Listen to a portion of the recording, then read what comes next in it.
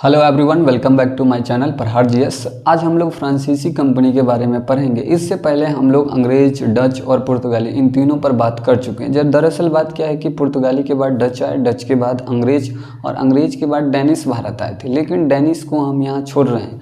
Danish से मात्र 3 ही सवाल पूछा जाता है कि डेनिश भारत कब आए। 1616 में डेनिश आए और 1620 में इन्होंने अपनी पहली फैक्ट्री तंजौर में लगाई। और यही तीनों सवाल जो है डेनिश से पूछे जाते हैं।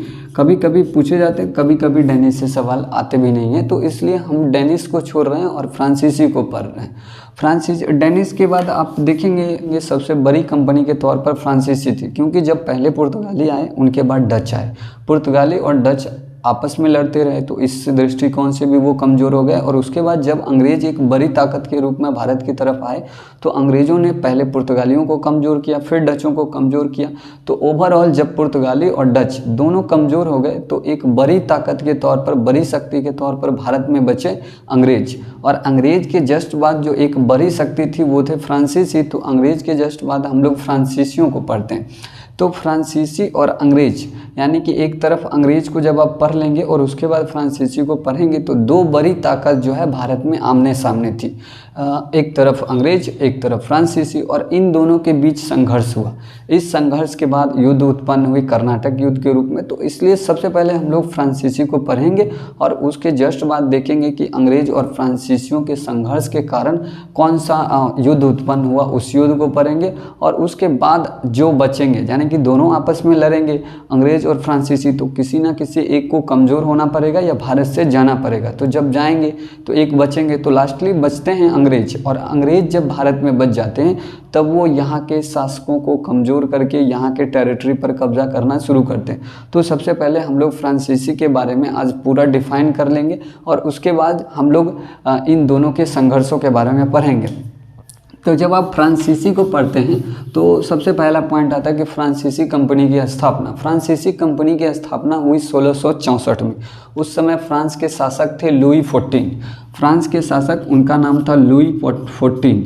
उनको लुई 14, लुई 14वां कहते हैं हिंदी में। और इसी समय इनके एक मंत्री थे, उनका नाम था काल्वर्ट। काल्वर्ट की सहायता से 1664 में फ्रांसीसी कंपनी की स्थापना हुई और इस कंपनी का नाम था company the end oriental. Company का नाम था फ्रांसीसी कंपनी का कंपनी द एंड ओरिएंटल। और इस कंपनी ने क्या किया, सबसे पहले ये मेडागास्कर द्वीप के पास गए। दरअसल मेडागास्कर द्वीप को अगर आपको समझना है तो आप वर्ल्ड मैप को थोड़ा ध्यान से देखेंगे कि ये जो अफ्रीका महादेश है, दुनिया का सबसे महादेश, जैसे ऊपर इस तरह से देखेंगे तो एक ही में यूरोप है और एशिया है। इधर यूरोप है, इधर एशिया है। यहाँ पर थोड़ा सा हम रफ मैप में लिख रहे हैं। आपको एग्जैक्ट मैप तो यहाँ नहीं बन सकता, लेकिन रफ टाइप का एक मैप बना रहे। और यहाँ नीचे भारत है एशिया में। तो आप यहाँ से जब देखेंगे, इधर नॉर्थ अमेरिका और साउथ अमेरिका है और यहाँ अफ्रीका महादेश है जो दुनिया का दूसरा सबसे बड़ा महादेश है। तो इसी अफ्रीका महादेश के यहाँ इस साइड में एक छोटा सा द्वीप है, पूर्वी साइड में एक द्वीप है, इसको कहते हैं मेडागास्कर द्वीप। तो शुरुआती दिनों में फ्रांसीसी जो हैं वो मेडागास्कर की तरफ आए, मेडागास्कर तक, और यहाँ पर अपना व्यापार इन्होंने बढ़ाने का प्रयास किया, लेकिन सफल नहीं रहे, असफल हो गए और ये वापस चले गए। लेकिन इनका एक दूसरा बेरा 1667 में आया। फ्रैंको कैरो कहते हैं उसको। फ्रैंको कैरो की अध्यक्षता में एक दूसरा बेरा भारत पहुंचा 1667 में। ये भारत पहुंचे और भारत में पहुंचने के बाद जस्ट अगले साल 1668 में इन्होंने अपनी पहली फैक्ट्री सूरत में खोल ली। तो हालांकि सूरत में अंग्रेज पहले से मौजूद थे, फ्रांसीसियों ने भी अपनी फैक्ट्री खोल ली सूरत में। तो दोनों के बीच डिस्ट्रैक्शन होगा, दोनों के बीच कुछ ना थोड़ा बहुत झड़प होगा। इस झड़प के साथ फ्रांसीसी मजबूत होते दिखे और इन्होंने फाइनली सूरत में अपनी पहली फैक्ट्री खोल ली। उसके बाद 1669 में इन्होंने दूसरी फैक्ट्री जो है मसूलीपट्टनम, जहां अंग्रेज़ों ने 1611 में अपनी पहली फैक्ट्री खोली थी, वहीं 1669 में फ्रांसीसियों ने भी अपनी दूसरी फैक्ट्री मसूलीपट्टनम में खोल ली। उसके बाद धीरे धीरे फ्रांसीसी जो है भारत में बढ़ने लगे। यानी कि अंग्रेज एक बड़ी शक्ति के तौर पर भारत में मौजूद था, लेकिन अंग्रेज़ों के सामने एक कंपटीटर, यानी कि एक बेहतरीन कंपटीटर के तौर पर फ्रांसीसी आ गए थे। और ये फ्रांसीसी जो थे बार बार अंग्रेज़ों को चुनौती दे रहे थे, क्योंकि जहाँ जहाँ अंग्रेज़ पहले से मौजूद थे वहाँ वहाँ फ्रांसीसी अपनी फैक्ट्री लगा रहे थे। पहले सूरत में इन्होंने लगा लिया, फिर मसूलीपट्टनम चले आए, मसूलीपट्टनम में भी लगा लिया। उसके बाद 1673 की एक घटना हुई कि आप भारत का मैप जब आप देखेंगे, थोड़ा सा भारत का मैप आप इस तरह से मानकर चलिए, भारत का ये दक्षिणी भारत का मैप है, इसको प्रायद्वीपीय भारत भी कहते हैं। तो मैप को देखेंगे तो इस साइड के जो तटवर्ती इलाका है इसको कहते हैं मालाबार तट, और इधर इसको कहते हैं कोरोमंडल तट। तो 1673 में इस मालाबार तट के पास इन्होंने 1673 के आसपास मालाबार तट के पास अपना व्यापार फैलाने के लिए आगे बढ़े, लेकिन शुरुआती दिनों में ये ज़्यादा सक्सेसफुल वहाँ पर नहीं रहे। फिर ये पहुँचे पांडिचेरी 1673 में ही। 1673 में पहुँचे पांडिचेरी। पांडिचेरी के उस समय सूबेदार थे, उनका नाम था शेर खां। शेर खां से इन्होंने एक गांव लिया, कि लीज पे कहिए, किराए पे लिए। उन्होंने शेर खां से एक गांव प्राप्त किया, और वो उस गांव में उन्होंने अपनी एक बस्ती बनाई फ्रांसीसियों ने 1673 में, और ये बस्ती पांडिचेरी के नाम से जाने जाने लगी। ये बस्ती पांडिचेरी के नाम से जाने लगी, और इस पर यहाँ फ्रांसीसियों का कब्जा हो गया। अब पांडिचेरी को वर्तमान में कहते हैं पुदुचेरी। आप इसको भी समझ लीजिए कि पुदुचेरी का क्या कॉन्सेप्ट है। दरअसल पुदुचेरी एक केंद्र शासित प्रदेश है, लेकिन इसमें कॉन्सेप्ट ये है कि इसका एक जिला माहे जो है इस तरफ है मालाबार तट के पास, यानी कि केरल के आसपास मालाबार तट के इलाके में एक जिला है, और 3 जिला जो है वो कोरोमंडल तट के साथ लगता है। उसमें उसमें एक जिला है यमन, उसके बाद कराईकल, कड़ई कनाल भी इसको कहते हैं, और एक तीसरा पुदुचेरी। तो यहीं पर है पुदुचेरी। तो एक जिला इधर है पुदुचेरी का, और 3 जिला इधर है, टोटल उसमें 4 जिला है। तो इस तरह से सभी को ओवरऑल मिलाकर और एक केंद्र शासित प्रदेश बना गया, जिसको पुदुचेरी कहते हैं। तो और इसी पुदुचेरी का पुराना नाम पहले पांडिचेरी था। तो इसी पांडिचेरी में 1673 में पहुंचे फ्रांसीसी। अभी तुरंत हमने आपको बताया कि शेर खां से एक गांव लिया, और उस गांव में अपनी एक बस्ती बनाई फ्रांसीसियों ने, और उसका नाम रखा पांडिचेरी। लेकिन कुछ ही दिनों के बाद फ्रांसीसियों को डचों के साथ एक मुठभेड़ हो गया, डच के साथ। डचों ने अंग्रेज से सहायता ली और फ्रांसीसियों के खिलाफ मोर्चा खोल दिया, और 1693 में उन्होंने डचों ने फ्रांसीसियों से पांडिचेरी को छीन लिया। जब पांडिचेरी छीन लिया गया फ्रांसीसियों से, तब उसके बाद एक संधि हुई। उस संधि को कहते हैं रिजविक की संधि। तो रिजविक की संधि हुई 1697 में। आप थोड़ा सा ध्यान रखेंगे कि 1693 में डचों ने अंग्रेज की सहायता से पांडिचेरी छीन लिया, लेकिन 1697 में रिजविक की संधि हुई। 1697 में रिजविक की संधि हुई, और इस रिजविक की संधि के तहत वापस फिर डचों ने फ्रांसीसियों को पांडिचेरी दे दिया। आप पांडिचेरी का कॉन्सेप्ट पे ध्यान में रखेंगे कि 1673 में फ्रांसीसियों ने शेर खां नामक सूबेदार से एक बस्ती ली, और उस बस्ती में अपना एक नगर बसाया, जिसको पांडिचेरी नाम दिया। लेकिन डचों ने वापस 1693 में फ्रांसीसियों से उस जगह को छीन लिया, पांडिचेरी को। और फिर हुई रिजविक की संधि 1697 में, और रिजविक की संधि के तहत वापस फ्रांसीसी फिर से पांडिचेरी पर अधिकार कर पाए। इसके बाद थोड़ा सा ये आगे बढ़े, 1697 के बाद इन्होंने 1674 का आप एक देख लीजिए, पॉइंट छूटना भी नहीं चाहिए। 1674 में ये पहुँचे चंद्रनगर पड़ता है बंगाल में। 1674 में पहुँचे चंद्रनगर। अभी तक हम लोग 73 को पढ़ रहे थे। 1673 में पांडिचेरी पर फ्रांसीसियों का अधिकार हो गया।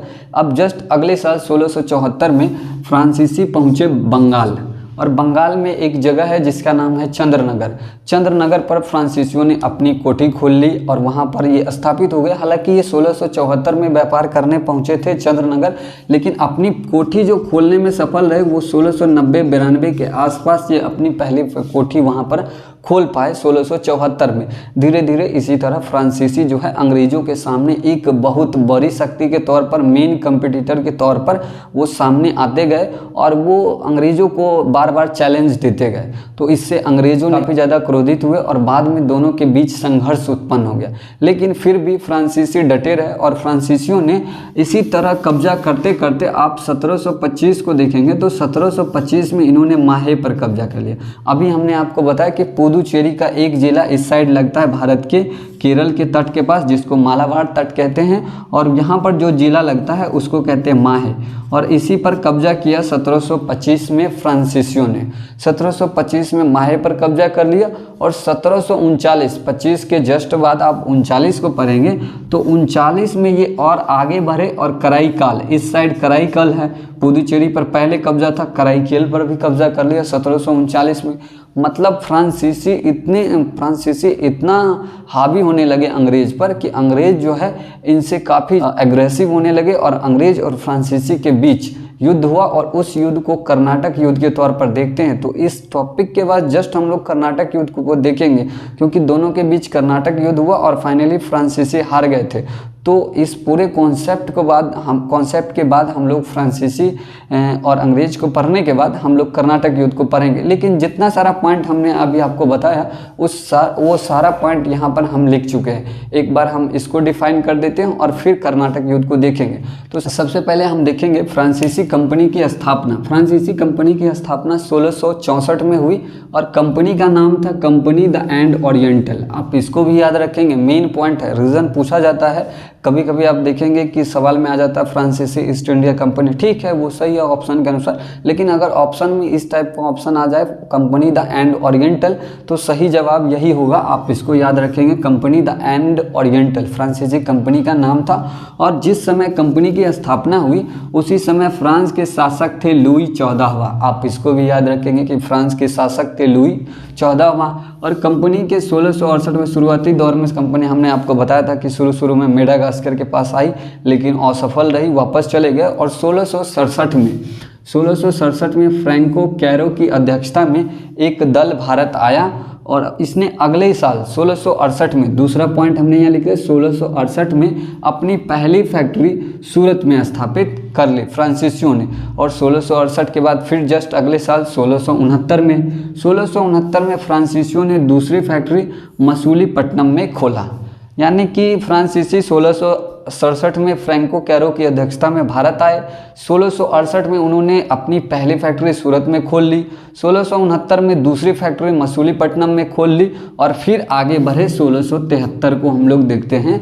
1673 में पांडिचेरी पर फ्रांसीसियों का कब्जा हो गया, अधिकार हो गया। यहाँ पर आप देखेंगे कि 1673 का हमने आपको कॉन्सेप्ट बताया कि फ्रांसीसियों ने 1673 में पांडिचेरी के एक सूबेदार थे, उनका नाम था शेर खां।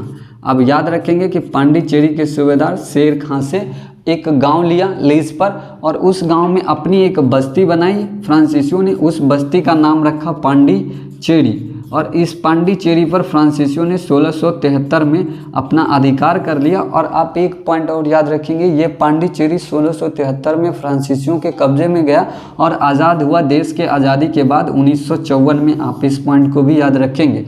और यहाँ पर कब्जा करने के बाद फ्रांसीसियों ने इसी पांडिचेरी में एक किला बनाया, उस किला का नाम है फोर्ट लुई। आप याद रखेंगे फोर्ट लुई सवाल में भी आता है। फोर्ट लुई का किला किसने बनाया? फ्रांसीसियों ने। कहाँ? पांडिचेरी में।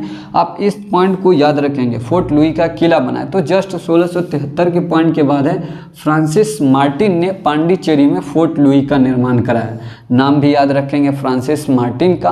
और फोर्ट लुई का किला कहाँ बना? पांडिचेरी में। इसके बाद फ्रांसिस मार्टिन को फ्रांसीसियों का वास्तविक संस्थापक कहा जाता है। फ्रांसिस मार्टिन ने पहली बार फोर्ट लुई का किला बनाया पांडिचेरी में। इसी उद्देश्य से फ्रांसिस मार्टिन को फ्रांसीसियों का वास्तविक संस्थापक कहा जाता है। भारत में फ्रांसीसियों का वास्तविक संस्थापक फ्रांसिस मार्टिन है। इसके बाद 1725 में फ्रांसीसियों ने माहे पर कब्जा किया। माहे अभी हम आपको बता चुके हैं कि पुदुचेरी का एक जिला, बार बार हम इसको डिफाइन कर रहे हैं कि इस साइड मालाबार तट है और केरल के पास पुदुचेरी का एक जिला है जिसको कहते हैं माहे, और 3 जिला इस साइड हैं। एक जिला तमिलनाडु के साथ लगता है, 2 आंध्र प्रदेश के साथ लगता है। तो वो 3 जिले में एक है सबसे पहले यनम के बाद है कराईकल के सबसे नीचे है पुदुचेरी। तो पुदुचेरी वर्तमान में कहते, पहले इसको कहते थे पांडिचेरी। तो इस तरह से इन सबको मिलाकर एक केंद्र शासित प्रदेश बनाया गया। और इसी माहे पर 1725 में फ्रांसीसियों ने कब्जा किया और फिर आगे बढ़े तो 1739 में कराईकल पर भी फ्रांसीसियों ने कब्जा कर लिया। तो ओवरऑल फ्रांसीसियों ने कब्जा करना जब शुरू किया था तो अंग्रेज और फ्रांसीसी के बीच यानी कि एक युद्ध हुआ और उस युद्ध को कर्नाटक युद्ध के तौर पर देखते हैं। तो इनके जस्ट बाद हम लोग कर्नाटक युद्ध को एक बार अभी जस्ट देख लेंगे, लेकिन अभी आप थोड़ा समझेंगे कहानी के तौर पर कि पहले आए पुर्तगाली, फिर आए डच। पुर्तगाली लंबे समय तक रहे, डच आए उसके जस्ट बाद। तो पुर्तगाली और डचों के बीच पहले विवाद हुआ, वो दोनों आपस में लड़े, थोड़ा बहुत कमज़ोर हुए। तो उसी समय अंग्रेज़ की एंट्री हुई भारत में। अंग्रेज़ों ने दोनों को एक एक करके कमज़ोर किया, पहले पुर्तगाली को फिर डच को। जब दोनों कमज़ोर हो गए तब भारत में एक बड़ी शक्ति के तौर पर जो बचे थे वो बचे थे अंग्रेज, और अंग्रेज के जस्ट बाद आए एक बड़ी शक्ति के तौर पर फ्रांसीसी, और फ्रांसीसियों ने अंग्रेज़ों को चैलेंज करना शुरू किया। दोनों के बीच संघर्ष हुआ और इसी संघर्ष से कर्नाटक युद्ध की उत्पत्ति हुई। कर्नाटक युद्ध का स्टार्टिंग पॉइंट होता है। तो अब हम लोग कर्नाटक युद्ध को एक बार देख लेते हैं।